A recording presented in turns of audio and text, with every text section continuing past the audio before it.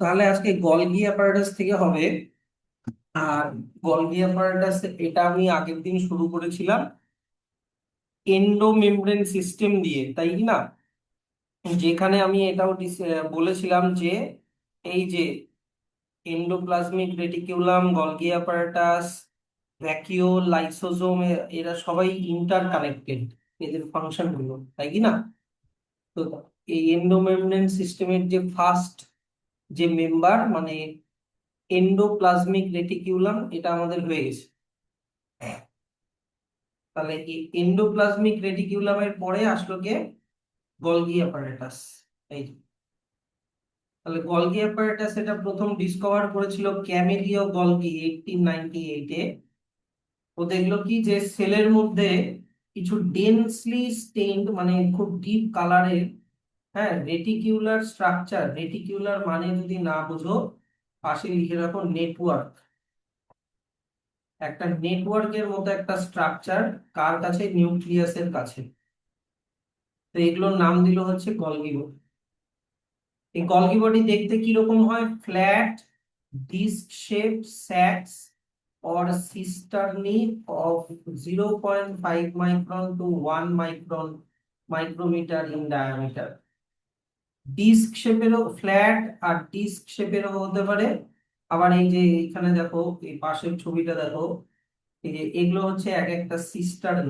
এই যে এখানে মার্কিং করা আছে, এগুলো এরকম নেটওয়ার্কের মতো, এগুলো ফ্ল্যাট ডিস্ক গুলো এরকম নেটওয়ার্কের মতো কানেক্টেড থাকে, এগুলোকে বলা হচ্ছে সিস্টার্ন। এটা কিন্তু লেখা আছে। এরা প্যারালালি থাকে, দেখো সিস্টার্ন গুলো একটার প্যারালালে আর একটা আছে এরকম ভাবে, এরকম প্যারালালি দেখো অ্যারেঞ্জড। আর কতগুলো থাকতে পারে? ভ্যারিড নাম্বার, বা একটাও থাকতে পারে, দুটাও থাকতে পারে, ও একটা সেলে আর কি। এবার বলেছে যে এই সিস্টেমনি গুলো দেখো, বলেছে যে কনসেন্ট্রিক্যালি অ্যারেঞ্জ নিয়ার দ্য নিউক্লিয়াস। ঠিক আছে, আর এদের দুটা ফেজ থাকে, একটা সিস অর ফর্মিং ফেজ, একটা ফেজের নাম সিস অর ফর্মিং ফেজ, আর একটা ফেজের নাম হচ্ছে trans or maturing phase. Cis যে ফেজটা ওটা কনভেক্স হয়, সিস যে ফেজটা ওটা বলেছে কনভেক্স হয়। আর ট্রান্স যে ফেজটা ওটা বলেছে কনকেভ হয়। যদি না বুঝতে পারো, এই যে এইভাবে দেখো, আমি এখানে একটা ছবি ড্র করছি, ভাবো এটা হচ্ছে নিউক্লিয়াস। নিউক্লিয়াসের বাইরে এখানে মনে করো এন্ডোপ্লাজমিক রেটিকুলাম লেগে আছে, আর এইখানে মনে করো গলগি অ্যাপারাটাসের সিস্টার্নি গুলো প্যারালালি অ্যারেঞ্জড, তাই কি না? তো তোমরা কনভেক্স লেন্স আর কনকেভ লেন্স তো বোঝো, তাই কি না? কনভেক্স মানে কি? যেটার এই মানে সারফেস গুলো উঠানো থাকে। তো উঠানো আছে কোন সাইডটা? এই সাইডটা উঠানো আছে, হ্যাঁ কি না? তাহলে এটা হচ্ছে কনভেক্স হলো, এটা কনভেক্স সাইড হলো। আর কনকেভ মানে কি? যার সাইড গুলো ঢুকানো থাকে ভিতরে। কেভ মানে কি? গর্ত, তাই কি না? তো দেখো এই সাইডটা দেখো কনকেভ, এই দিকটা দেখো ঢুকানো আছে, তা এটা হয়ে গেল তোমার কনকেভ সাইড। তো কনভেক্স সাইডটার আর একটা নাম কি বলেছে? সিস অর ফর্মিং ফেজ, তাই তো? আর কনকেভ সাইজটার নাম কি বলেছে? Trans or maturing face. কি এবার বুঝতে পারলা তো? তো এটা বলেছে নিউক্লিয়াসের কাছে এইভাবে জিনিসটা থাকে। তো কি হয় যে এন্ডোপ্লাজমিক রেটিকিউলামে, যত এর আগের দিন আমরা পড়েছি, এন্ডোপ্লাজমিক রেটিকিউলামে কি কি তৈরি হয়? প্রোটিন তৈরি হয়, লিপিড তৈরি হয়, স্টেরয়েড হরমোন তৈরি হয়, অনেক কিছু তৈরি হয়। তো এই জিনিসগুলো সব ভেসিকল ফর্মে এই যে গলগি বডির সিস ফেজের সাথে গিয়ে লেগে যায়, এই দিক থেকে গিয়ে এই দিকে লেগে যায়, জানো? লেগে গিয়ে এগুলা গলগি বডির ভেতর দিয়ে যখন যাবে তখন প্রসেসিং হয় আর প্যাকেজিং হয়, হয়ে এই দিক থেকে আবার ওদের ছাড়ে। গলগি বডি এই সাইড থেকে ওদেরকে ছাড়ে। কোন সাইড থেকে? ট্রান্স ফেজ থেকে আর ম্যাচিউরিং ফেজ থেকে। যখন ভেতর দিয়ে যাবে জিনিসগুলো, তখন কি হবে? প্রসেসিং হবে, প্রসেসিং হবে আর কি হবে? প্যাকেজিং হবে। প্যাকেজিং হবে কিসের মধ্যে? প্যাকেজিং হবে এই যে সেল মেমব্রেন যেরকম স্ট্রাকচার বলেছিলাম, ওই মেমব্রেন দিয়ে ঘেরা ভেসিকলের মধ্যে প্যাকেজিং হবে। কি বোঝা গেল ব্যাপারটা? দেখো এখানে লেখা আছে যে the seeds and transphase of the organelle are entirely different but interconnected। কি হয় এবার কাজটা দেখো, গলগি অ্যাপারেটাস প্রিন্সিপালি পারফর্ম, কি বললাম এখনই, প্যাকেজিং অফ মেটেরিয়াল। ও কাজ করে প্যাকেজিং করা। আর ওগুলো হচ্ছে সেলের ভিতরে, এই যে দেখো, intracellular target or outside the cell, মানে সেলের বাইরে ওগুলোকে সিক্রিট করে, মানে সেলের ভিতরে যেখানে দরকার সেখানে সিক্রিট করে ছাড়ে, আর সেলের বাইরেও যদি দরকার পড়ে তাহলে বাইরেও সিক্রিট করে ছাড়ে। এইবার দেখো এখানে বললাম কি যে প্যাকেজিং যে হয় কিসের মধ্যে হয় বললাম, ভেসিকলের মধ্যে হয়। সব লেখা আছে। তো কোথার থেকে জিনিসগুলো আসবে, এই যে এন্ডোপ্লাজমিক রেটিকুলাম থেকে আসবে। গলগি বডির কোন দিকটাতে এসে ফিউজ হবে, সিস ফেজে এসে ফিউজ হবে। তারপরে ওটা ম্যাচিউরিং ফেজের দিকে এগোতে থাকবে। এই যে দেখো লেখা আছে মুভ টুয়ার্ডস দা ম্যাচিউরিং ফেজ। হয়ে যেতে যেতে ওগুলা কি হবে, যে ওর প্রসেসিং হয়ে প্যাকেজিং হয়ে কি ভেসিকলের মধ্যে ওগুলো স্টোর হয়ে সিক্রিট করবে।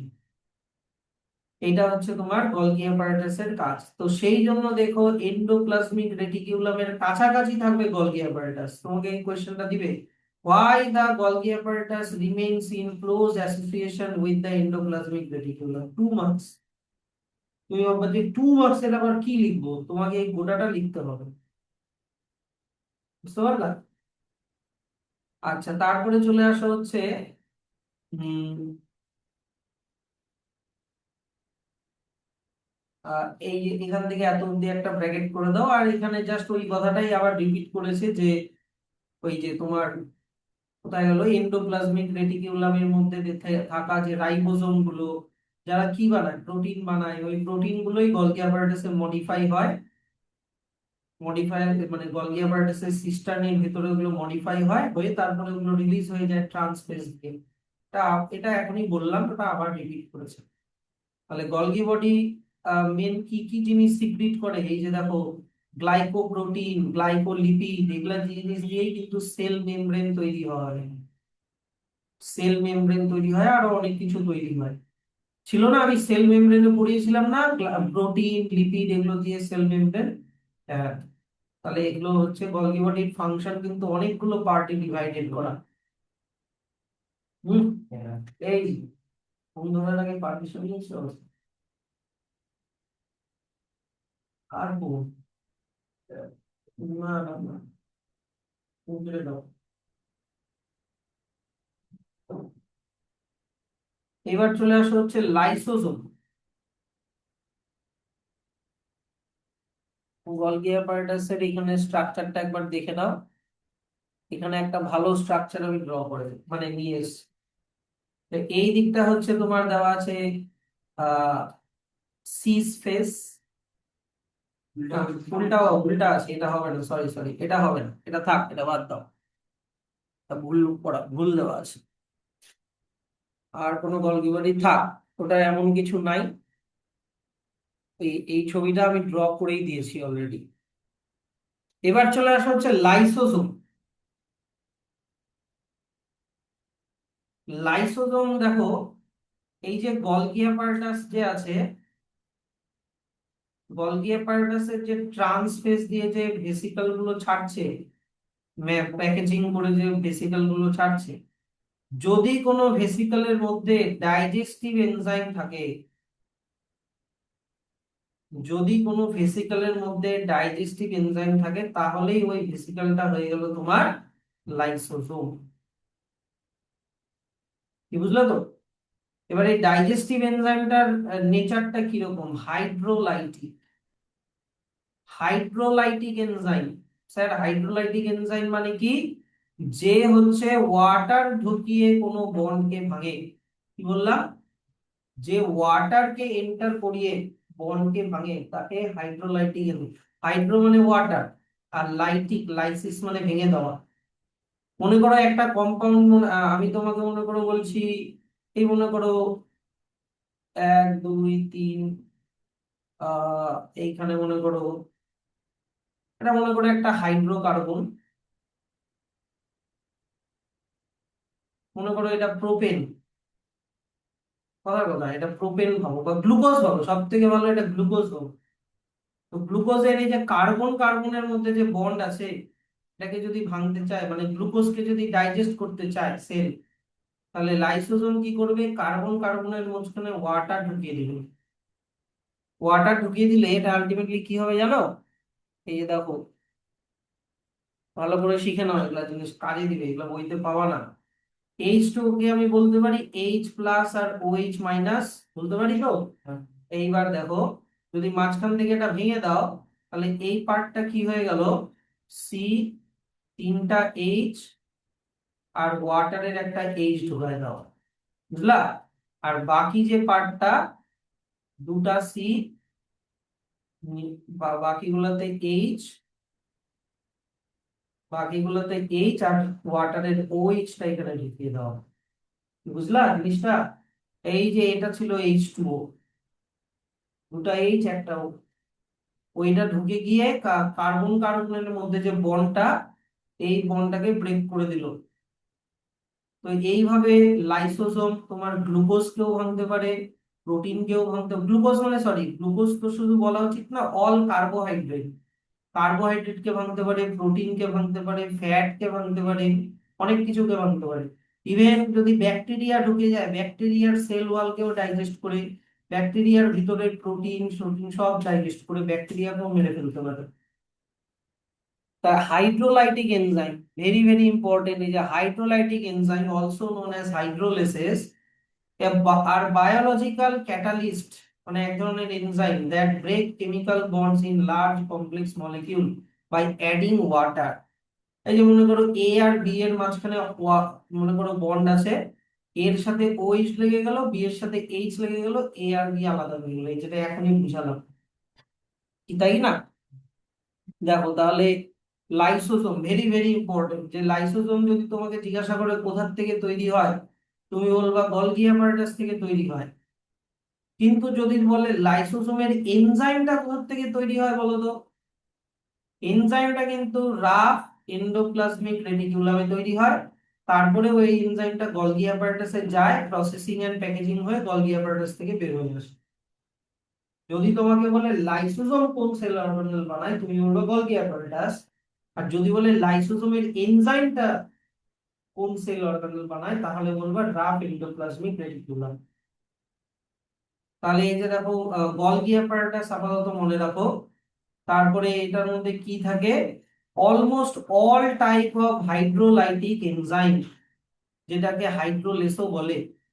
তো লাইপেজ, বলো লাইপেজ নামটা, এটা এনজাইমটা কোন বায়োমলিকিউলকে ভাঙবে? লাইপেজ নামটা কিসের সাথে মিল খাচ্ছে, লিপিড। তার মানে লাইপেজ ভাঙবে হচ্ছে লিপিডকে, বুঝলা? প্রোটিয়েজ, বলো এটা কাকে ভাঙবে, নাম দেখে বলো, প্রোটিনকে ভাঙবে, বুঝা গেল? কার্বোহাইড্রেজ, এটা কাকে ভাঙবে, কার্বোহাইড্রেটকে ভাঙবে, এরকম সব বায়োমলিকিউলকে ভাঙার মতনই হাইড্রোলাইটিক এনজাইম ওর মধ্যে আছে। আর এর পিএইচটা মোটামুটি একটু অ্যাসিডিকের দিকে থাকে। তো এটা carbohydrate, protein, lipid, nucleic acid, মানে ডিএনএ আরএনএ কেও ভাঙতে পারে, ডিএনএ আরএনএ কেও কিন্তু লাইসোসোম ভাঙতে পারে। তাহলে ভেরি ভেরি ইম্পর্টেন্ট লাইসোসোম। এইবার চলে আসা হচ্ছে ভ্যাকিওল। প্রথমে দেখো, যদি আমি বলি হচ্ছে প্ল্যান্ট সেল,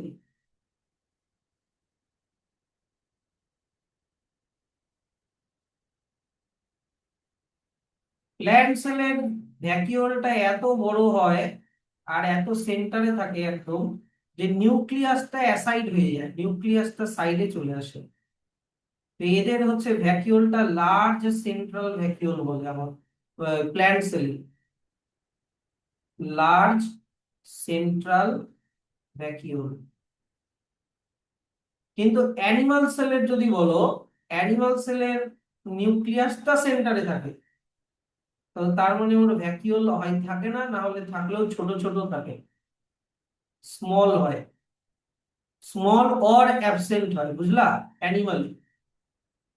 তো এই ভ্যাকিওলের কাজ কি, ভ্যাকিওলের মধ্যে ভিতরে একটা লিকুইড থাকে, প্ল্যান্ট সেলের কথা বলছি, যেটাকে বলে হচ্ছে সেল স্যাপ, যেটার নাম কি সেল স্যাপ।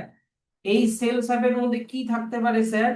ম্যাক্সিমামটাই ওয়াটার, 90%ই হচ্ছে তোমার ওয়াটার।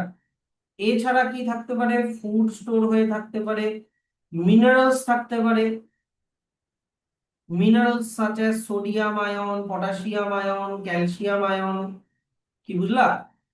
আর তোমার ইয়ে থাকতে পারে, ওয়েস্ট প্রোডাক্ট থাকতে পারে, প্ল্যান্টের বডিতে যে ওয়েস্ট প্রোডাক্ট তৈরি হচ্ছে সেগুলো থাকতে পারে।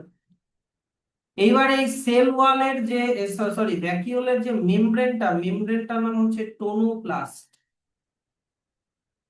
মেমব্রেনটার নাম কি? টোনোপ্লাস্ট। এটার খুব বড় একটা সিগনিফিকেন্স আছে, তো টোনোপ্লাস্ট নিয়ে আমি ডিটেইলে আলোচনা করব এখনই। তার আগে ভ্যাকিওলের মধ্যে কি কি লেখা আছে দেখো। যে vacuole is membrane bound space found in cytoplasm. It contains water, sap, excretory product and other materials not useful for the cell. আর ভ্যাকিওলের সেল মেমব্রেনটা একটা সিঙ্গেল মেমব্রেনই হয়, যেটাকে কি বলে? টোনোপ্লাস্ট। তো প্ল্যান্ট সেলের ক্ষেত্রে ভ্যাকিওলটা সেলের 90% জায়গায় অকুপাই করে থাকে। এইবার চলে আসো এই টোনোপ্লাস্টের স্পেশালিটি, ভেরি ভেরি ইম্পর্টেন্ট। আর দিলে ভ্যাকিওল থেকে কোয়েশ্চেন দিলে তোমাকে টোনোপ্লাস্ট থেকেই কোয়েশ্চেন দিবে। মনে করো, হ্যাঁ, মনে করো এটা হচ্ছে, ভাবো ভাবো এটা হচ্ছে প্ল্যান্টের রুট। ভাবো এটা হচ্ছে প্ল্যান্টের রুট, এটা রুট হেয়ার, একটু মোটা করে ড্র করলাম কারণ আছে। তো ভাবো রুট হেয়ারের মধ্যে, ভাবো এটা একটা প্ল্যান্টের সেল।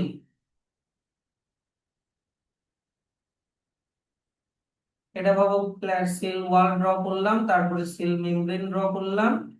এইবার মনে করো আমি একটা ভ্যাকিওল ড্র করছি, তাই কি না?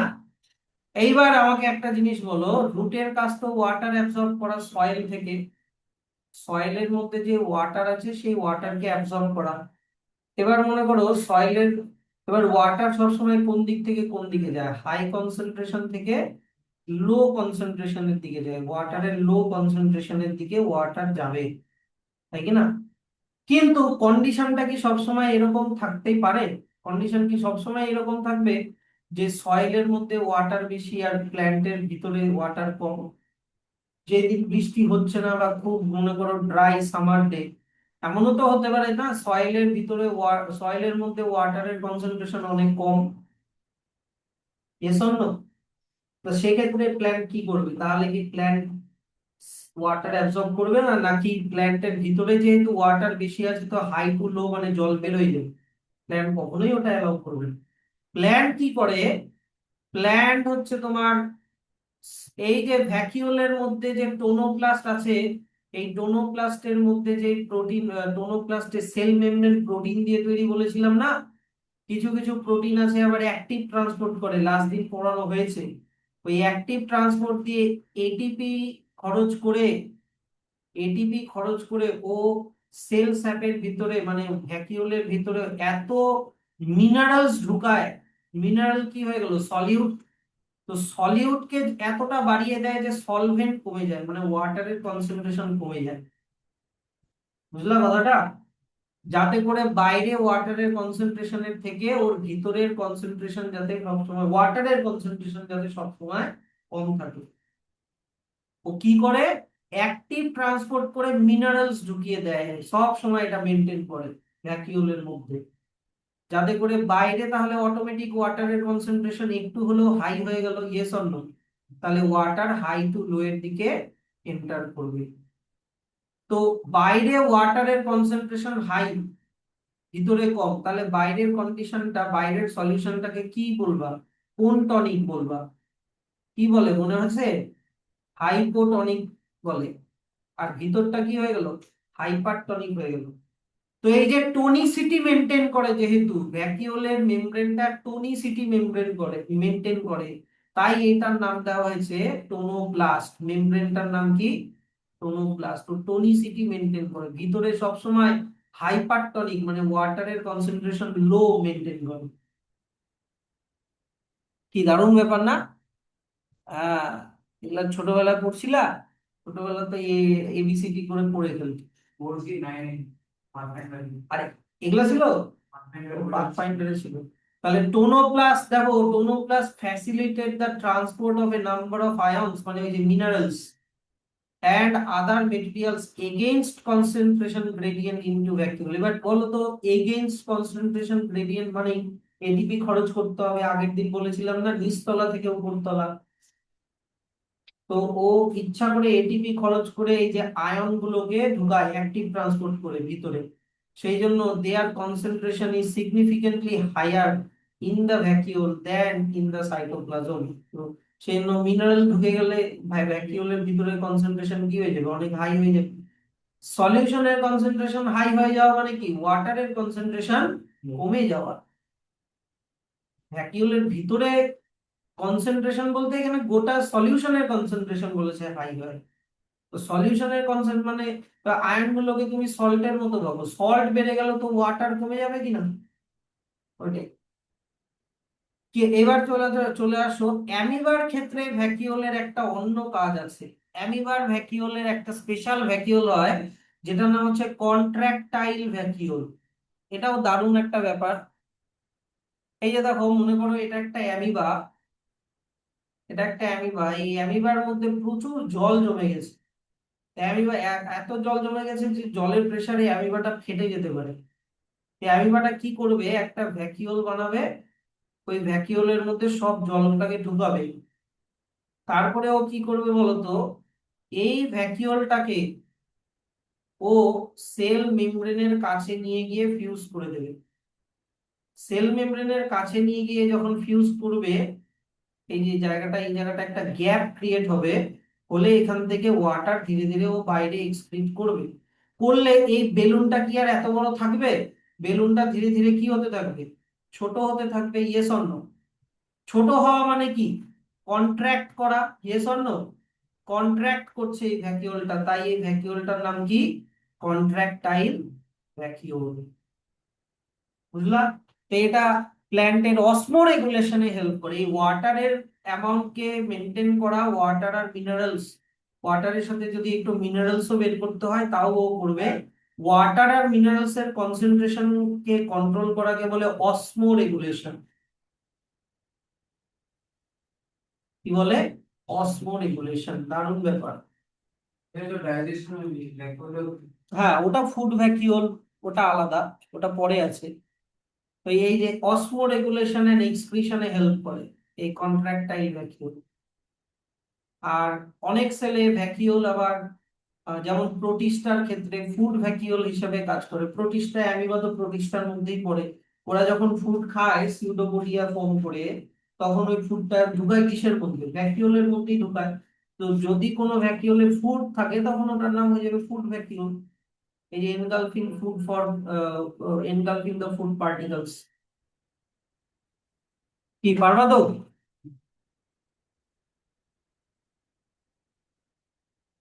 তাহলে এগুলা ডিসকাশন। এবার হচ্ছে মাইটোকন্ড্রিয়া। হ্যাঁ চলো, এবার একটু না ইন্টারেস্টিং ব্যাপার আসবে। হ্যাঁ, মাইটোকন্ড্রিয়া। মাইটোকন্ড্রিয়ার ডায়াগ্রামটা তোমার দেখো। আচ্ছা, আমার বুকের মানে যেইভাবে অ্যারেঞ্জমেন্ট গুলো আছে, তোমাদের বুকের সাথে কি মিলছে নাকি আমারটা একটু আলাদা আছে? মিলছে? ঠিক আছে, তাহলে মাইটোকন্ড্রিয়ার আগে এই যে ডায়াগ্রামটা দেখো। এটা একটা, মনে করো একটা বাদামকে ভাঙলে ভিতরটা যেরকম দেখতে লাগবে ওরকম, তা অর্ধেকটা দেওয়া আছে বাদামের। হ্যাঁ, তাই কি না, মনে করো এটা একটা বাদাম। সরি, এটা বাদাম তো হলো না, বু হয়ে গেল।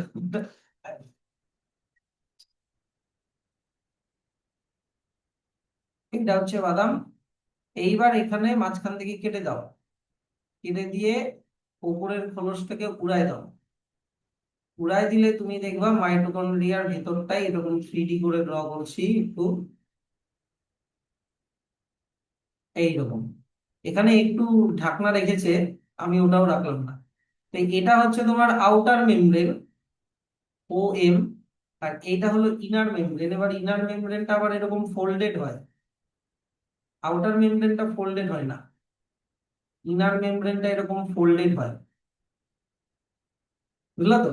এইটা হয়ে গেল তোমার ইনার মেমব্রেন। এবার ইনার মেমব্রেনে যে ফোল্ডিং গুলো দেখছো, এগুলো ইনার মেমব্রেনের এরিয়াটাকে অনেকটা বাড়িয়ে দিল, হ্যাঁ কি না? সারফেস এরিয়াটাকে বাড়িয়ে দিল, তো এগুলোকে বলে ক্রিস্টি। এগুলোকে বলে হচ্ছে ক্রিস্টি। আর ক্রিস্টির সাথে লেগে থাকে এরকম ছোট ছোট এনজাইম। আমি একটা ক্রিস্টিতেই ড্র করছি, সবগুলোতে ড্র করছি না। এই এনজাইম গুলোর নাম হচ্ছে F0 F1 পার্টিকেল। কেন? F0 F1 particle or oxysome, ঠিক আছে? আমি যতগুলো নাম হয় সব লিখে দিচ্ছি। অর এটিপি সিনথেস, ঠিক আছে? Or particle of Fernandez. এত কিছু লিখতে হবে না, শোনো শোনো শোনো, ভিডিও রেকর্ডিং হচ্ছে, পরে এগুলো বাড়িতে রিভাইজ করো। Particle of Fernandez. তো স্যার আমি কোনটা ইউজ করব? যদি মাইটোকন্ড্রিয়াতে পড়ো তাহলে তুমি F0 F1 particle or oxysome কথাটা ইউজ করবে, হ্যাঁ। কিন্তু এই সেম এনজাইম না আবার ক্লোরোপ্লাস্টেও থাকে, পরে পড়াবো ফটোসিনথেসিসে। ক্লোরোপ্লাস্টে যদি থাকে তখন এটিপি সিনথেস ইউজ করো, পার্টিকেল অফ ফার্নান্ডেজ ইউজ না করলেও চলবে। এটিপি সিনথেস ইউজ করবা হচ্ছে যদি ক্লোরোপ্লাস্টে এটা থাকে, ফটোসিনথেসিসের সময় ওখানেও থাকে এটা। আর এটা ইউজ করবা মাইটোকন্ড্রিয়াতে, যদি মাইটোকন্ড্রিয়াতে থাকে তাহলে এগুলা ইউজ করবা। এবার স্যার দেখো, ব্যাপারটা হচ্ছে কি যে আমি এই ছবিটা থেকে স্কিপ করে আমি পাশের এই ছবিটাতে যাচ্ছি, আমার এটা একটু সুবিধা হবে। এইটা ভাবো মাইটোকন্ড্রিয়ার আউটার মেমব্রেন। দেখো এটা হচ্ছে মাইটোকন্ড্রিয়ার আউটার মেমব্রেন আর এটা হচ্ছে মাইটোকন্ড্রিয়ার ইনার মেমব্রেন। আমি এখানে ক্রিস্টিগুলো নাই, ভাবো ক্রিস্টিগুলো এখানে ইনফোল্ডিং ক্রিস্টিগুলো থাকার কথা, ওগুলো নাই। ওটাকে ইমাজিন করে ছাড়ো। তুমি আগে জিনিসটা বোঝো যে মাইটোকন্ড্রিয়ার ভিতরে একটা কম্পার্টমেন্ট হচ্ছে, ইনার মেমব্রেনের ভিতরে একটা কম্পার্টমেন্ট হচ্ছে, আর ইনার মেমব্রেন আর আউটার মেমব্রেনের মাঝখানে একটা কম্পার্টমেন্ট হচ্ছে। Yes or no? খুব ইম্পর্টেন্ট কিন্তু এটা বোঝা, না হলে রেসপিরেশন কিছু বুঝবা না, রেসপিরেশন চ্যাপ্টারে প্ল্যান্ট ফিজিওলজি, হ্যাঁ। তো এই যে দেখো ইনার মেমব্রেনটাকে বলে ম্যাট্রিক্স, সরি ইনার মেমব্রেনের ভিতরে যে মেটেরিয়ালটা থাকে ওটাকে বলে ম্যাট্রিক্স।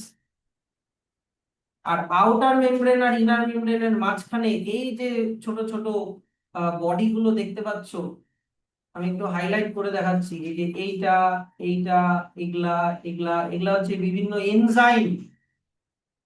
এই এনজাইমরা কি করে বলতো?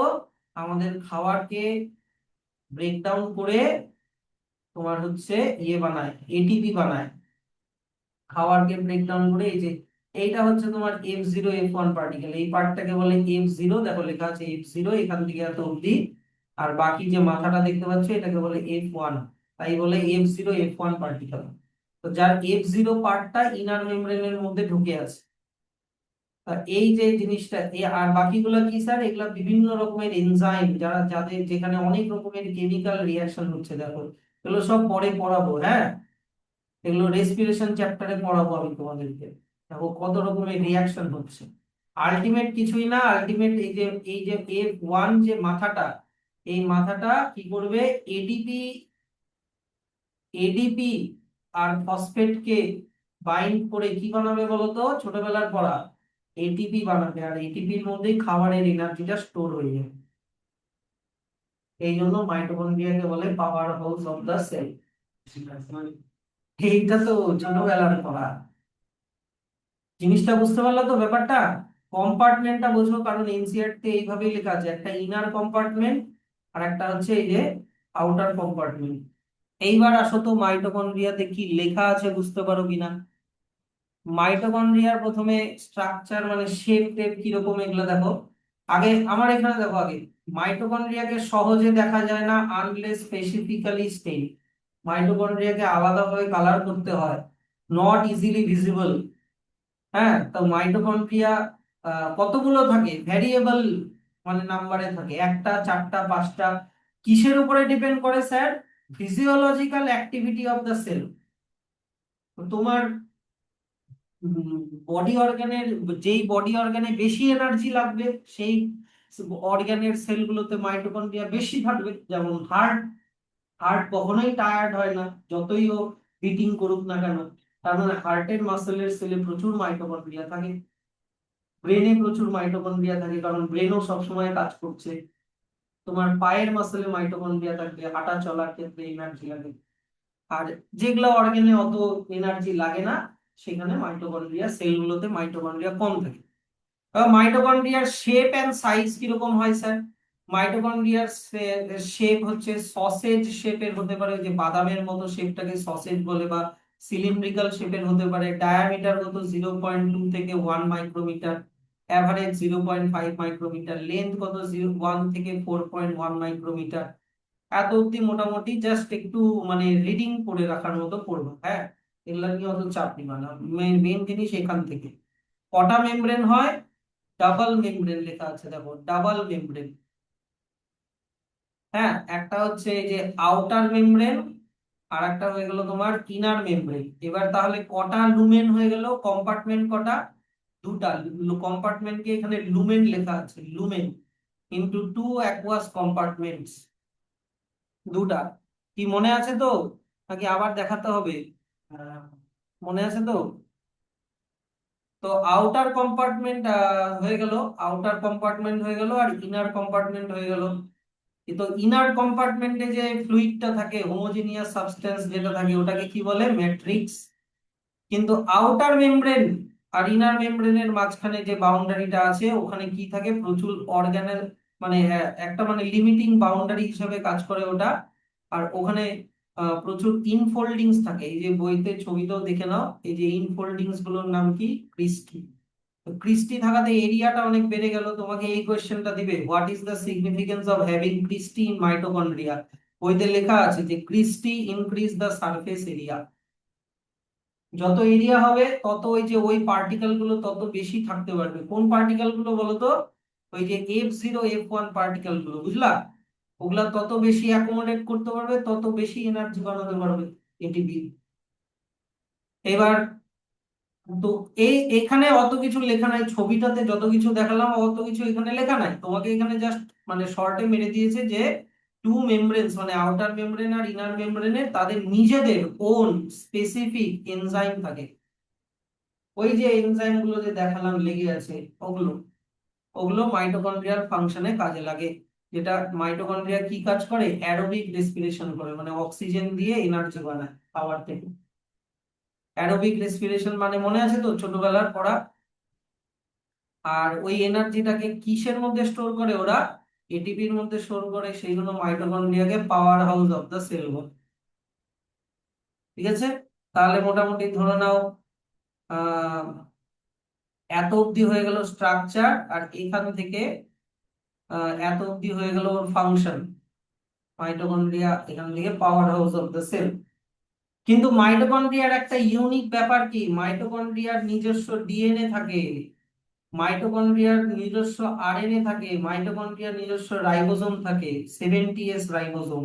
বলো তো 70S রাইবোজোম কাদের থাকে? হ্যাঁ, বলো জোরে বলো। প্রোক্যারিওটিক্স, মানে ব্যাকটেরিয়াদের থাকে। সেই জন্য অনেকে মাইটোকন্ড্রিয়াকে ব্যাকটেরিয়াও ভাবে। অনেকে মাইটোকন্ড্রিয়াকে ব্যাকটেরিয়া ভাবে। কেন স্যার ব্যাকটেরিয়া ভাবে? ভাবে কি, আর্থে যখন প্রথম সেল তৈরি হলো তখন ওর মধ্যে এরকম মাইটোকন্ড্রিয়া কিছু ছিল না। মাইটোকন্ড্রিয়া হচ্ছে একটা ছোট ব্যাকটেরিয়ার মতো, যার নিজস্ব ডিএনএ আছে। ব্যাকটেরিয়ার নিজস্ব ডিএনএ থাকে কিনা? ব্যাকটেরিয়ার মধ্যে রাইবোসোম থাকে কিনা? তো ব্যাকটেরিয়ার মতো। এবার ও ভাবা হয় কি, ও আর্থের বাইরের থেকে এসেছিল কোনো মিটিওর দিয়ে, যখন মনে করো অ্যাটমসফিয়ার ছিল না তখন। ওই তারপরে কি এই ব্যাকটেরিয়া কি হলো, যে আর্থের এনভায়রনমেন্টে সার্ভাইভ করার জন্য তখন যে সেলগুলো তৈরি হয়েছিল তো ওগুলোর মধ্যে ঢুকে গেল। এই মাইটোকন্ড্রিয়া তখনকার প্রিমিটিভ সেলগুলোতে ঢুকে গেল, ঢুকে গিয়ে ও কি করলো, যে দুজন এই সেলের সাথে ও একটা মানে মিউচুয়ালিজম করে দিল। সেলের সাথে ব্যাকটেরিয়াটা একটা মিউচুয়ালিজম করে দিল। ব্যাকটেরিয়াটা সেলকে কি প্রোভাইড করলো? এটিপি মানে এনার্জি। তার বদলে সেল থেকে ব্যাকটেরিয়াটা কি নিল? ফুড। যেই ফুড দিয়ে ও এনার্জি বানাবে। তো সেই জন্য অনেকে ব্যাকটেরিয়াকে এলিয়েন পার্টিকেলও ভাবে, তবে এটা একটা এলিয়েন। ওর নিজস্ব ডিএনএ আছে, নিজস্ব আরএনএ আছে, নিজস্ব রাইবোসোম আছে, হ্যাঁ কি না? তাও আবার কোন ধরনের রাইবোসোম? এমন রাইবোসোম যেটা ব্যাকটেরিয়ার মধ্যে পাওয়া যায়, যেটা এখনো প্রুফ না। তো ওরা নিজেদের প্রোটিন নিজেরাই বানাতে পারে যেহেতু ওদের রাইবোসোম আছে। আর মাইটোকন্ড্রিয়া ডিভিশনও করতে পারে। দেখো একটা ব্যাকটেরিয়া যেরকম ফিশন করে ডিভিশন করে, ফিশন মনে আছে তো, বাইনারি ফিশন। এই যে একটা ব্যাকটেরিয়া মাঝখান থেকে ডিভাইড হয়ে দুটো ব্যাকটেরিয়া হয়ে যায়, ওই রকম ফিশন করে মাইটোকন্ড্রিয়া ডিভাইডও করতে পারে, একদম ব্যাকটেরিয়ার মতো। তাই এটা হলো মাইটোকন্ড্রিয়ার ইউনিক ফিচার। দারুণ ব্যাপার, তাই না? এইবার চলে আসো হচ্ছে তোমার প্লাস্টিড। প্লাস্টিড শুধু পাওয়া যায় প্ল্যান্ট সেলের মধ্যে, আর কিছু হচ্ছে ইউক্লিনয়েডস এর মধ্যে। ইউক্লিনয়েডস মানে প্রোটিস্টা। কোন কোন কিংডমের মধ্যে ইউক্লিনয়েডস পড়ে? প্রোটিস্টার মধ্যে। ইউক্লিনয়েড ছাড়া প্রোটিস্টার আর মেম্বার গুলার নাম বলতে পারবা? বায়োলজিক্যাল ক্লাসিফিকেশনে পড়ানো হয়েছে তো। প্রোটিস্টার আর বাকি মেম্বার গুলোর নাম কি? যাদের সিউডোপোডিয়া থাকে তাদেরকে কি বলে? অ্যামিবয়েড। যাদের ফ্লাজেলা থাকে ওদেরকে কি বলে? ফ্লাজেলেটস। আর যাদের সিলিয়া থাকে তাদেরকে কি বলে? সিলিয়েটেড। আর যাদের ফ্লাজেলা যাদের থাকে তাদেরই আর একটা নাম ইউগ্লিনয়েডস, এক্সাম্পল ইউগ্লিনা। তো এটা প্রোটিস্টার আন্ডারে তো পড়ানো হয়েছে, কিন্তু আগের পড়াগুলো আবার দেখবা, হ্যাঁ। তো প্লাস্টিড কাদের মধ্যে থাকে? মেইনলি প্ল্যান্ট সেলে থাকে, আর কিছু ইউগ্লিনয়েডস এর মধ্যে পাওয়া যায়। এবার আহ এদের মধ্যে স্পেসিফিক, দেখো এদের মধ্যে স্পেসিফিক পিগমেন্ট থাকে, মানে কালার থাকে। তো কোন কালার থাকে তার উপরে ডিপেন্ড করে প্লাস্টিড আবার তিন রকমের হয়। গ্রিন কালার হলে ক্লোরোপ্লাস্ট। গ্রিন কালার হলে প্লাস্টিকটার নাম কি? ক্লোরোপ্লাস্ট। গ্রিন বাদ দিয়ে অন্য কালার হলে ক্রোমোপ্লাস্ট। আদার কালার যদি হয়, মনে করো রেড হতে পারে, ইয়েলো হতে পারে, হ্যাঁ, অরেঞ্জ হতে পারে, তাহলে ওটাকে বলে ক্রোমোপ্লাস্ট। আর যদি কোনো কালার না থাকে, নো কালার, তাহলে ওটা হয়ে গেল তোমার লিউকোপ্লাস্ট। তো ক্লোরোপ্লাস্ট, ক্রোমোপ্লাস্ট আর লিউকোপ্লাস্ট, ভালো করে শুনবা জিনিসটা। ব্যাপারটা কোনো কনফিউজিং না। প্লাস্টিড মেইনলি প্ল্যান্ট সেলের মধ্যে পাওয়া যায়, আমি শুধু প্ল্যান্টই লিখছি। তিন রকমের প্লাস্টিড হয়: chloroplast, chromoplast, sorry, chloroplast, chromoplast আর লিউকোপ্লাস্ট। এবার দেখো ক্লোরোপ্লাস্ট, এটা হচ্ছে টাইপস। দেখো আমার কথাটা শুনবা।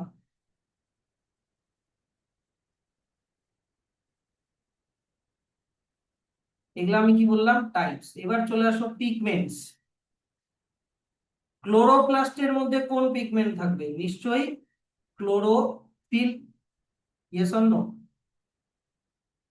ক্রোমোপ্লাস্টের মধ্যে অন্য পিগমেন্ট থাকে, যেমন জ্যান্থোফিল, তারপরে ক্যারোটিনয়েডস,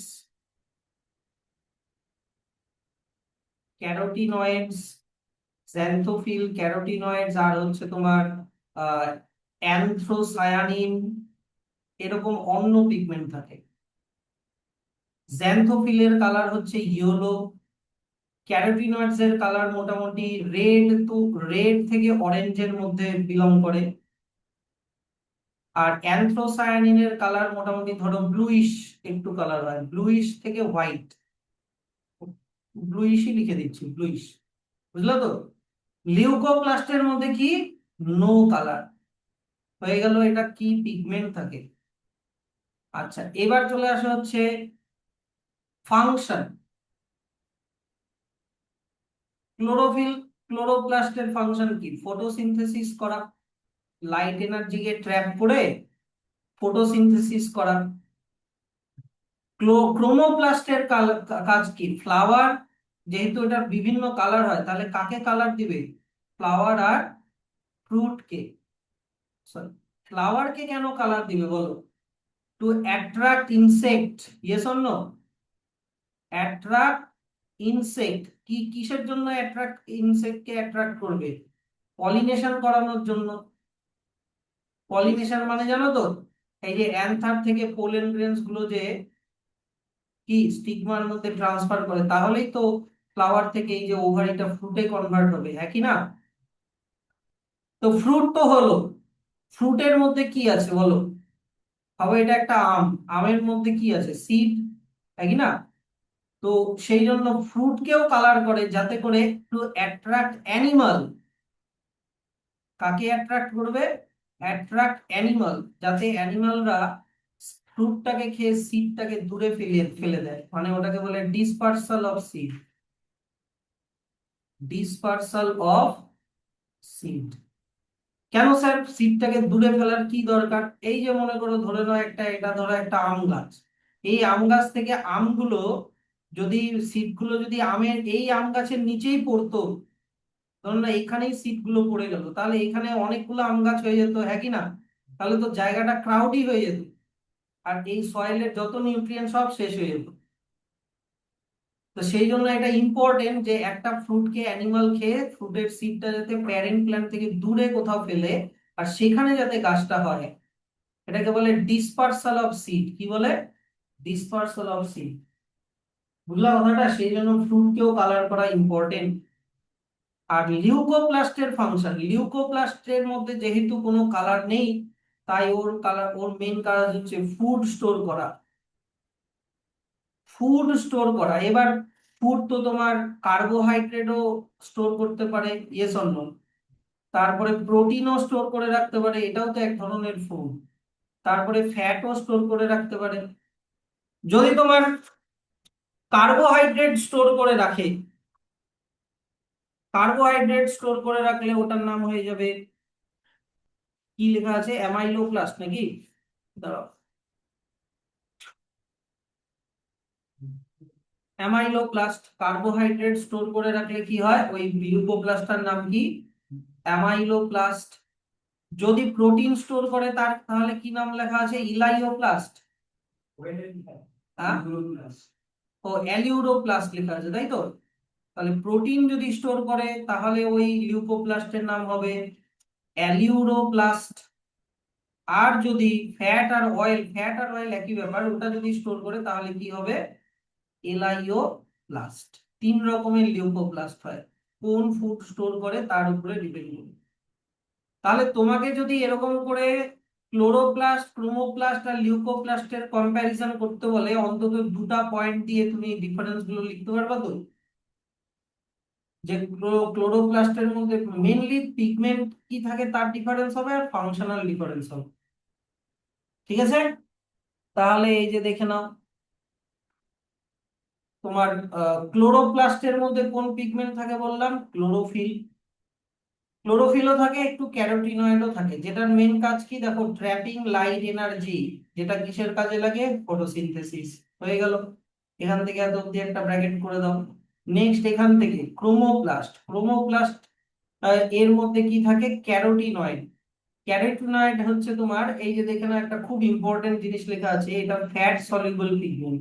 এটা দিয়ে অনেক সময় অনেক কোয়েশ্চেন দেয়, আমাদের চাকরির পরীক্ষাতেও এই কোয়েশ্চেন গুলো আসে। ক্লোরোপ্লাস্ট কি, ক্লোরোফিল কি সলিউবল, ক্যারোটিনয়েড কি সলিউবল, এরকম। তো এনসিইআরটি তে দেখো ক্যারোটিনয়েড ফ্যাট সলিউবল, মানে ফ্যাটের মধ্যেও ডিসলভ হয়। তো ক্যারোটিনয়েডের নাম অনেক রকমের নাম আছে, ক্যারোটিন, জ্যান্থোফিল অ্যান্ড আদার্স। এগুলো হয়ে গেল তোমার ক্রোমোপ্লাস্টের কালার। আর ক্রোমোপ্লাস্টের কালার কি, প্ল্যান্টের পার্টকে এরকম ইয়েলো, অরেঞ্জ, রেড কালার দেওয়া। আর সেগুলো কেন দেয় সেটাও বলে দিলাম, ফ্লাওয়ারকে কেন কালার করে আর ফ্রুটকে কেন কালার করে, হ্যাঁ কি না? আর যদি লিউকোপ্লাস্ট হয় তাহলে তো কালারলেস। তো ওরা কি করে? এই যে স্টোর নিউট্রিয়েন্ট, যদি তোমার কার্বোহাইড্রেট মানে স্টার্চকে স্টোর করে তাহলে অ্যামাইলোপ্লাস্ট হয়ে গেল। এগুলো কিন্তু আবার লিউকোপ্লাস্টের টাইপ। যদি কিসের মধ্যে থাকে, যেমন পটেটোর মধ্যে থাকে। তারপরে যদি ফ্যাট আর অয়েল স্টোর করে তাহলে এলাইওপ্লাস্ট।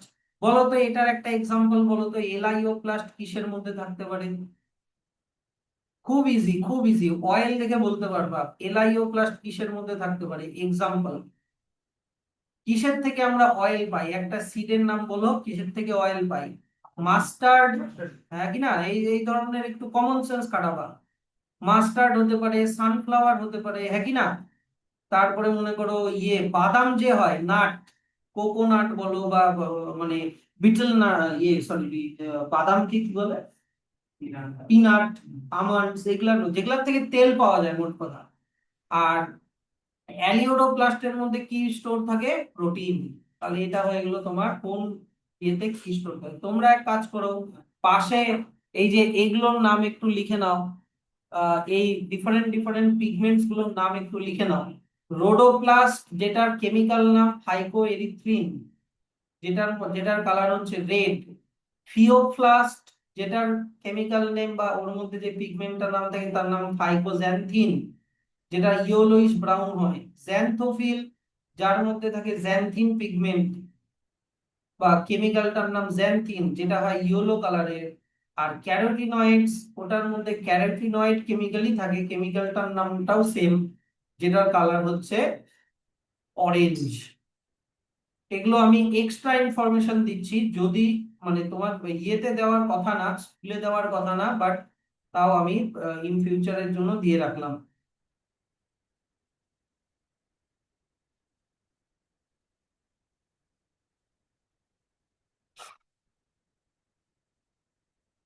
তারা আমি একটু পজ করি তাহলে লিখতে আমাদের time লাগবে।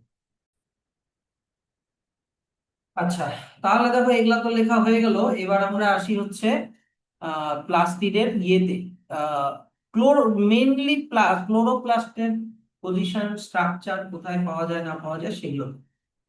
তাহলে দেখো এখানে কি লেখা আছে যে majority of chloroplast are green, মানে বেশিরভাগ ক্লোরোপ্লাস্ট গ্রিন প্ল্যান্টে পাওয়া যায়। কোথায় গ্রিন প্ল্যান্টের? কোথায়? পাতার মেসোফিল সেলে। Mesophyll cells of leaf. Mesophyll cell যদি না বোঝো, এই যে এগুলো হচ্ছে পাতার মেসোফিল সেল। এই যে এটা পাতার উপরের চামড়া, এটা পাতার নিচের চামড়া। হ্যাঁ, মাঝখানে যে সেলগুলো দেখতে পাচ্ছ এগুলো হচ্ছে মেসোফিল। দুই রকমের মেসোফিল হয়, palisade mesophyll, spongy mesophyll. Spongy mesophyll গুলো একটু গোল গোল হয় আর মাঝখানে অনেকটা গ্যাপ থাকে, কিন্তু প্যালিসেড মেসোফিল একটু লম্বা লম্বা হয়, মাঝখানে গ্যাপ অত থাকে না। আর দুটাতেই ক্লোরোপ্লাস্ট পাওয়া যায়, এখানেও পাওয়া যায়, প্যালিসেডও পাওয়া যায়, স্পঞ্জি মেসোফিলও পাওয়া যায়। কিন্তু আমাকে একটা বলো তো, তোমার কমন সেন্স দিয়ে বলো তো দেখি, কোন লেয়ারে ক্লোরোফিল বেশি থাকবে? প্যালিসেড না স্পঞ্জি? প্যালিসেডে থাকবে। আচ্ছা, ঠিক বললাম, প্যালিসেডে থাকবে। এবার বলো কেন? কারণ এটা পাতার উপরের সারফেসের দিকে আছে আর উপরের সারফেসটাই সানলাইট পায়। এগুলো কমন সেন্স দিয়ে বলতে হয়। পাতার যখন মেসোফিল, ক্লোরোপ্লাস্ট এমন একটা জিনিস না, ও যদি বেশি সানলাইটেও আবার নষ্ট হয়ে যায়। হ্যাঁ, তাও তখন কি করে, প্ল্যান্ট কিন্তু নিজের ক্লোরোপ্লাস্টের পজিশন চেঞ্জও করতে পারে। যেদিন খুব গরম সেদিন ওরা ক্লোরোপ্লাস্ট গুলোকে একটু নিচের দিকে নামিয়ে দেয়। হ্যাঁ, এরকম করে নিচের দিকে নামিয়ে দেয়। আর যেদিন মনে করো অত বেশি রোদ আসেনি, তখন ক্লোরোপ্লাস্ট গুলোকে এইরকম হরাইজন্টালি এরকম প্লেস করে দেয়, যাতে মানে সোলার প্যানেলের মতো বেশি সানলাইট কে যাতে ক্যাপচার করতে পারে। তো মেসোফিল সেলের মধ্যে থাকে। এরা কিরকম দেখতে হয়, শেপটা কিরকম? লেন্স যেরকম দেখতে হয় ওরকমও হতে পারে, ওভাল হতে পারে, স্ফেরিক্যাল মানে গোল হতে পারে, ডিস্কয়েড হতে পারে, রিবনের মতো হতে পারে। ডিস্কয়েড মানে প্লেটের মতো, ডিস্কের মতো। লেন্থ কত? 5 থেকে 10 মাইক্রোমিটার। উইথ কত? 2 থেকে 4 মাইক্রোমিটার। নাম্বার কত? Minimum 1% of the, sorry, number কত হচ্ছে তোমার?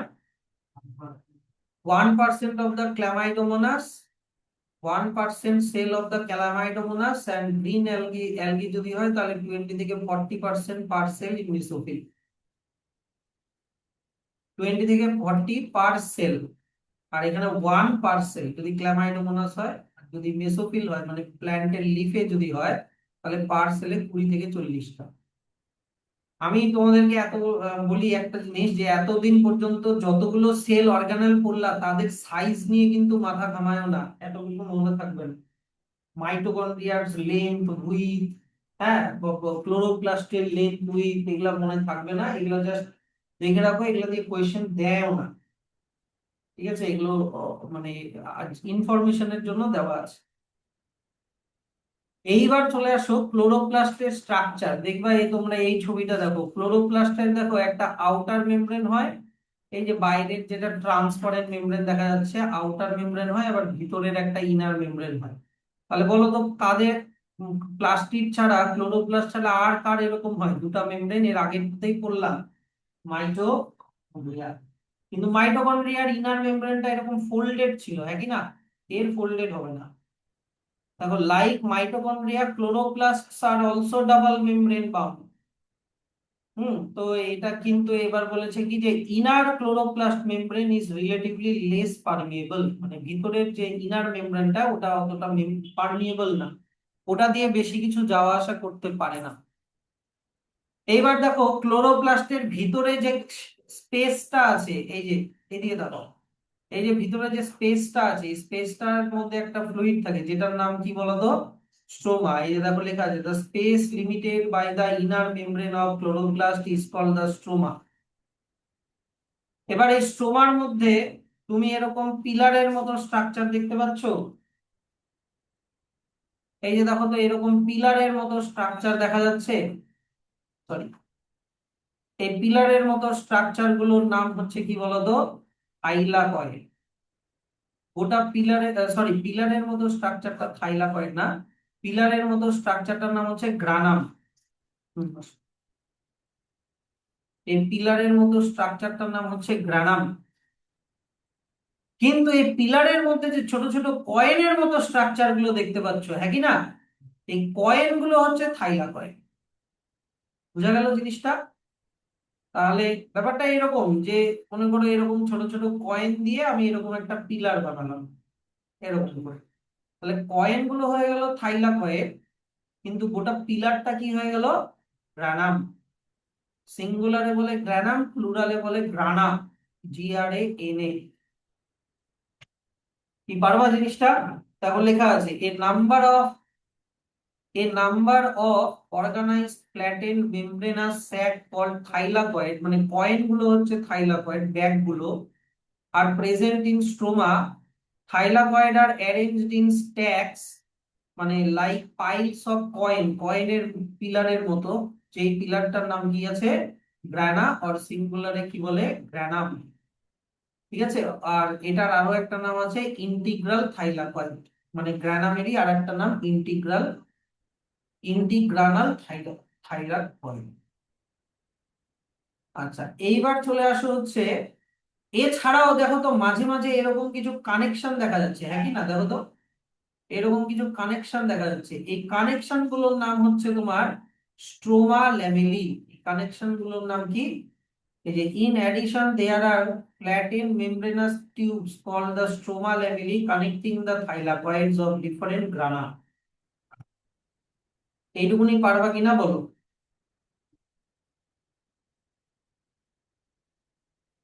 তাহলে এখান থেকে এত অব্দি তোমার স্ট্রাকচার লিখবা, যদি তোমাকে স্ট্রাকচার লিখতে বলে তাহলে এত অব্দি লিখবা। ভালো কথা, স্ট্রাকচার লিখলাম। এবার থাইলাকয়েডটা কি হয় স্যার? থাইলাকয়েডটা একটু ভালো করে বুঝাও তো। ওই যে কয়েনের মতো স্ট্রাকচার গুলো, তো তুমি যদি কয়েনটার ভিতরে দেখো, কয়েনটার ভিতরে এরকম দেখতে লাগে। এটা ভাবো কয়েনটা, এই যে থাইলাকয়েডের মেমব্রেনটা, ঠিক? তো থাইলাকয়েডের ভিতরের ফাঁকা জায়গাটা কি? লুমেন। এই লুমেন ওয়ার্ডটা আগেও পেয়েছো। লুমেন মানে যে কোনো কিছুর ভিতরের ফাঁকা জায়গা, তাকে লুমেন বলে। তো দেখো তো থাইলাকয়েডের মেমব্রেনে যে CHL মানে কি, এটা কিসের শর্ট ফর্ম হতে পারে? ক্লোরোফিল।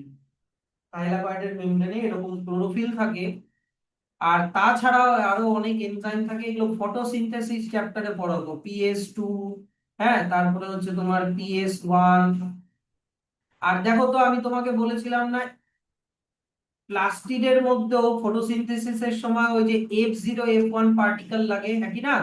এই যে দেখো তো F0F1 পার্টিকেল, যার আর একটা নাম এটিপি সিনথেস, তখন লিখেছিলাম মনে আছে?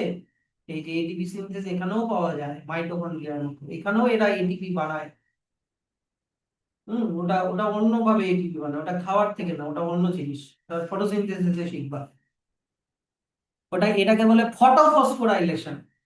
সানলাইটের লাইটের আর একটা নাম কি, ফটো। আর এখানে এডিপির সাথে ফসফেট লেগে যাওয়াকে ফসফোরাইলেশন বলে। তো এটার নাম হচ্ছে ফটোফসফোরাইলেশন। এগুলা, এটা ইয়েতে হয়, তোমার ফটোসিনথেসিসের সময় হয়, এই এটিপি তৈরি হবে। আর মাইটোকন্ড্রিয়াতে যেই ফসফোরাইলেশনটা হচ্ছে, মানে এটিপি যেটা তৈরি হচ্ছে, ওটাকে বলে হচ্ছে তোমার এনজাইম লেভেল ফসফোরাইলেশন। ওটা এনজাইম দিয়ে হচ্ছে, আর এটা সানলাইট দিয়ে হচ্ছে। এনিওয়ে, তুমি থাইলাকয়েডটা বুঝতে পারলা কিনা? আমার মেন ফোকাস ছিল তোমাকে থাইলাকয়েডের গায়ে ক্লোরোফিলকে দেখানো। এটা বুঝতে পারলা কিনা বলো? তো ক্লোরোফিল কোথায় থাকে? তুমি বলবা থাইলাকয়েডের মেমব্রেনে থাকে। থাইলাকয়েড কিসের মধ্যে থাকে বলবা? ওই যে পিলারটার মধ্যে থাকে, মানে গ্রানার মধ্যে থাকে। আর গ্রানা থাকে ক্লোরোপ্লাস্টের মধ্যে। গোটা সেল অর্গানেলটার নাম ক্লোরোপ্লাস্ট। তার মধ্যে আছে গ্রানা, গ্রানার মধ্যে আছে থাইলাকয়েড, আর থাইলাকয়েডের মধ্যে আছে ক্লোরোফিল। বুঝলাম কথাটা? তাহলে এই যে দেখো, the membrane of thylakoid enclose a space called lumen, ওই যে লুমেন মানে ফাঁকা জায়গা। আর the stroma of chloroplast contain enzyme required for synthesis of carbohydrate and protein. Stroma মনে আছে তো? স্ট্রোমা কিন্তু এই যে এইটা, এই যে এই মানে ক্লোরোপ্লাস্টের ভিতরের ফাঁকা জায়গাটা স্ট্রোমা। ইট কন্টেন স্মল ডাবল, এখান থেকে এত অব্দি, সরি প্রোটিন অব্দি করে দাও, এত অব্দি করে দাও। এবারের ইউনিক ফিচার কি? ক্লোরোপ্লাস্টের ইউনিক ফিচারও আছে। দেখো, ক্লোরোপ্লাস্টেরও আবার নিজস্ব ডিএনএ মলিকিউল আছে, রাইবোসোম আছে, তাই না? আর ক্লোরোফিল আছে, ক্লোরোফিল তো থাইলাকয়েডের মধ্যে থাকবেই। আর রাইবোসোমটা কিরকম ধরনের? যদি ছোট সাইজের হয়, মানে ছোট সাইজের হয় মানে 70s টাইপের হয়। এখান থেকে এত অব্দি ব্র্যাকেট করে দাও। 80s টাইপের হয় না কিন্তু, ওটা সাইটোপ্লাজমিক রাইবোসোম। তুমি কথাটা এখানে সেন্টেন্সটা ভালো করে পড়ো, অনেকে কনফিউশন হয়ে যাবে না হলে। এখানে বলেছে যে the ribosome of chloroplast are smaller than the cytoplasmic ribosome, মানে সাইটোপ্লাজমের মধ্যে যে রাইবোসোম আছে তার থেকে ছোট। তো সাইটোপ্লাজমের রাইবোসোম কত এস? 80s। কিন্তু ক্লোরোপ্লাস্টের রাইবোসোম কত এস? 70s। ওটাই বলেছে, তুমি আবার দুটোই লিখে দিও না। এটা সাইটোপ্লাজমের নরমাল রাইবোসোম। আমি আগের দিন এস বুঝিয়েছিলাম কি না? ভেদভার্গ কোএফিসিয়েন্ট। এস মানে কি বলেছিলাম? ভেদভার্গ ইউনিট অর সেডিমেন্টেশন কোএফিসিয়েন্ট বলে এটা। যে এসটা আমি তোমাদেরকে ওই যে সেন্ট্রিফিউগেশন মেশিন দিয়ে বুঝিয়েছিলাম, হ্যাঁ কি না? সেন্ট্রিফিউগেশন মেশিনে একটা সলিউশনকে রাখলে ওর মধ্যে যে সলিউট পার্টিকেল গুলো আছে, এবার এটাকে যদি ফু ফু ফোর্সে ঘোরাও, তাহলে তোমার ইয়ে কি হবে, যে এই সলিউশনের মধ্যে থাকা সলিউট গুলো সেন্ট্রিফিউগাল ফোর্সের জন্য এই দিকে এসে জমা হয়ে যায়, বলেছিলাম না? তো এইটা হচ্ছে তোমার এস। তাহলে প্লাস্টিক তোমার এখানে শেষ হয়ে গেল। এইবার চলে আসা হচ্ছে রাইবোজোম। তারাও ribosome ribosome ribosome are granular structures first observe under electron microscope as dense particle by George Palade 1953। সায়েন্টিস্টের নাম দেখো, নিটে সায়েন্টিস্টের নাম অ্যাটলিস্ট তিনটা আসে, সেটা 11-12 মিলিয়ে টোটাল তিনটা। হ্যাঁ, তো নিটের জন্য মনে রাখতে হবে সায়েন্টিস্টের নাম। তো স্যার, ডিসকভারি তো হয়ে গেল। রাইবোসোম কি দিয়ে তৈরি? রাইবোসোম তৈরি হচ্ছে রাইবোনিউক্লিক অ্যাসিড, মানে আরএনএ আর প্রোটিন দিয়ে তৈরি। আর এর কিন্তু কোনো মেমব্রেন থাকে না, এই যে দেখো লেখা আছে not surrounded by any membrane. Very important. তাহলে এটা হয়ে গেল তোমার স্ট্রাকচার। এইবার চলে আসো টাইপস। এই যে দেখো রাইবোসোমের স্ট্রাকচারে তুমি দেখো দুটো সাব ইউনিট থাকে। একটা সাব ইউনিট আছে হচ্ছে তোমার লার্জ সাব ইউনিট, নাকি না? আর একটা আছে হচ্ছে তোমার স্মল সাব ইউনিট। কিন্তু সাইটোপ্লাজমে এগুলো ছাড়া ছাড়া থাকে। এবার রাইবোসোমের কাজ কি? প্রোটিন বানানো। আমি আগের দিন বলেছিলাম এই দুটো সাব ইউনিট কখন একসাথে লাগবে, যখন ওরা প্রোটিন বানাবে তখন ওরা একসাথে লাগবে। কিন্তু লার্জ, এবার ইউক্যারিওটিক সেলে লার্জ সাব ইউনিটটা হয় তোমার 60s, ছোট সাব ইউনিটটা হয় 40s, আর 60 আর 40 মিলে যখন গোটা রাইবোসোমটা বানায় তখন 80s হয়ে যায়। আর তাহলে স্যার 60 আর 40 মিলে 80 কেন হলো? তো তার জন্য তো তোমাদেরকে শিখাইছিলাম, মনে করো রাইবোসোমের এটা একটা বাটি, স্মল সাব ইউনিট এটা একটা বাটি, আর এটা মনে করো রাইবোসোমের লার্জ সাব ইউনিটের এটা একটা বাটি। তো এই দুটা বাটিকে যখন লাগিয়ে দিলে এই সারফেসটা কমে গেল কিনা, এটা ব্লক হয়ে গেল তো, ওটা তো ওইটা তাহলে কাউন্ট করা যাবে না। আগে গোটা সারফেসটা ছিল, ধরো না গোটা সারফেসটা ছিল তোমার 40, আর এইখানে গোটা সারফেসটা সব এটা এটা সব নিয়ে তোমার ছিল 60। কিন্তু যখন লাগিয়ে দিলা শুধু এই সারফেসটা মনে করো 10, ভাবো ভাবো এটা 5, আর এইখানে এইটুকুনি ভাবো 5, তাহলে তোমাকে এখান থেকে 5 আর এখান থেকে 5 টোটাল কত? 10 মাইনাস করে দিতে হবে। এই 5 দিলে তো হিসাবটা মিললো না, সরি 10 করে দিই। তোমার এই সারফেসটা ভাবো 10, আর এই সারফেসটা ভাবো কত? 10।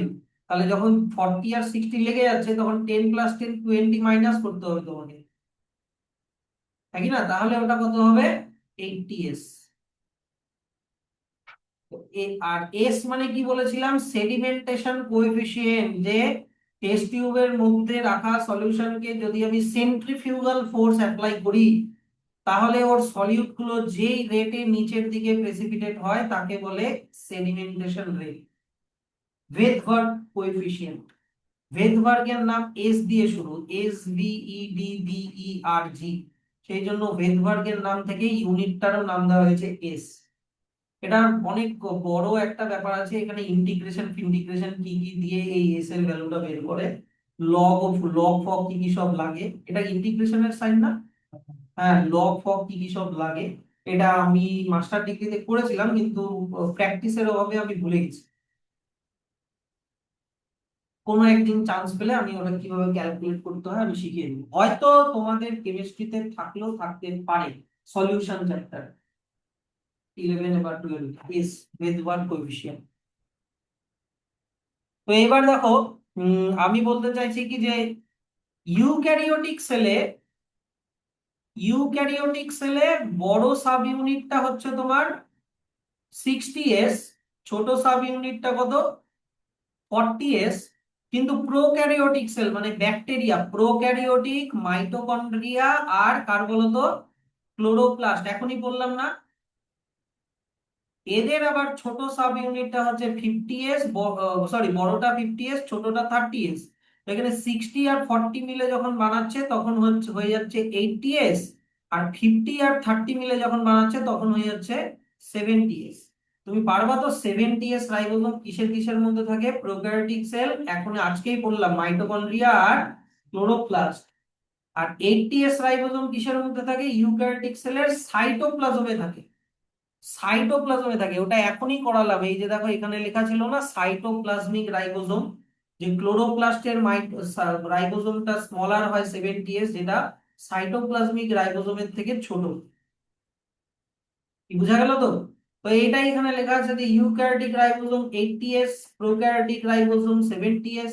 রাইবোসোমের দুটো সাব ইউনিট হয়, বড় সাব ইউনিটটা হচ্ছে তোমার লার্জার সাব ইউনিট আর স্মলার সাব ইউনিট। তো 80s রাইবোসোমের বড় সাব ইউনিটটা 60s, ছোটটা 40s, কিন্তু 70s এর বড়টা 50s, ছোটটা 30s হয়ে গেল, তাই কি না? What do you mean by S in ribosome unit? S means Vedberg unit or sedimentation coefficient. It is indirectly a measure of density and size. কি পারবা তো? এখান থেকে এত অব্দি আর একটা ব্র্যাকেট করে দাও। তোমাকে এস সম্পর্কে অন্তত এই 2 বছরে বায়োলজিতে এর থেকে বেশি কিছু লাগবে না। যেটুকুনি জানানোর আমি বলে দিচ্ছি, এস মানে যেই রেটে নিচের দিকে সেডিমেন্টেশন হচ্ছে, সেন্ট্রিফিউগেশন করলে, সেন্ট্রিফিউগাল ফোর্সটা অ্যাপ্লাই করলে। তাহলে এত অব্দি পড়া দেওয়া থাকলো, ঠিক আছে? নেক্সট দিন এখান থেকে কিন্তু চ্যাপ্টার শেষ করবো।